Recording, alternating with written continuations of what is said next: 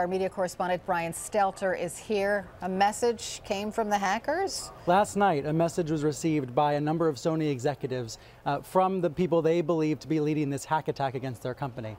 In the past, they've received messages from the hackers, and at other times, the hackers have put out public messages. So you remember Tuesday's threat that led to the cancellation of the interview? That was made public. That was something you could find online on a site called Pastebin.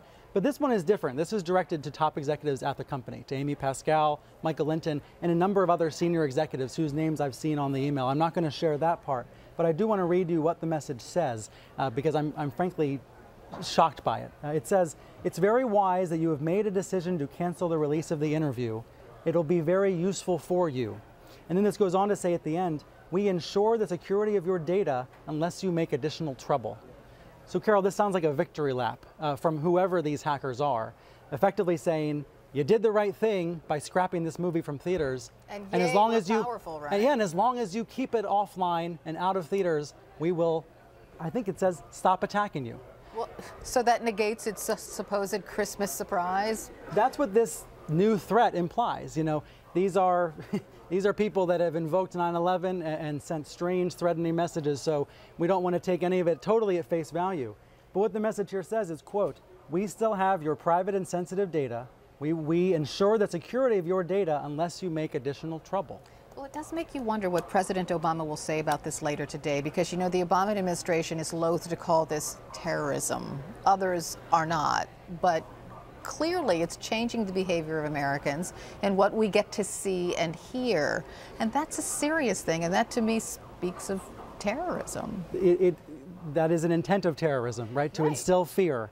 And certainly fear was instilled this week. There was a decision that had to be made by these theater owners across the country to stand by freedom of expression, or to give into this fear, this concern that moviegoers wouldn't go to the movies and see any movie on Christmas because they'd be concerned about a physical threat from these digital hackers. The other interesting thing that I find out about this message, you know, they're doing this victory dance, but they don't come out and say, hey, North Korea's behind it, yay, Kim Jong-un, right? Why not? That's right. There's no mention, and I'm just going to read this again to make sure. There's no mention of North Korea in this email, but there is a mention of the interview. The fact that they are naming the movie specifically and saying effectively, you did the right thing, very wise decision to cancel the release of the movie, does mean they are explicitly tying their hacking to the movie. And, you know, until recently that hadn't happened. When this cyber attack first happened in late November, they didn't explicitly say they were doing it because of anger about the movie, The Interview. Only more recently has that come out. And at times this has felt like extortion. You know, if you go forward with the movie, we're going to hurt you. If you don't go forward, we're not going to hurt you. And that's exactly what they're saying here by saying, quote, "We still have your private and sensitive data." Well, the Department of Justice is going to release some sort of statement tying North Korea to this hack attack, and that's going to happen at any minute now. Evan Perez is on the case, right? So it'll be interesting, one, to see if the government uses the word terrorism, which we don't think it will. And two, it'll name North Korea, but there's got to be a reason that the hackers are not saying North Korea or Kim Jong-un in their messages to Sony. And I don't know what that reason is, but it just seems odd to me. And I'm looking at this, the subject line of the email was "Message from GOP."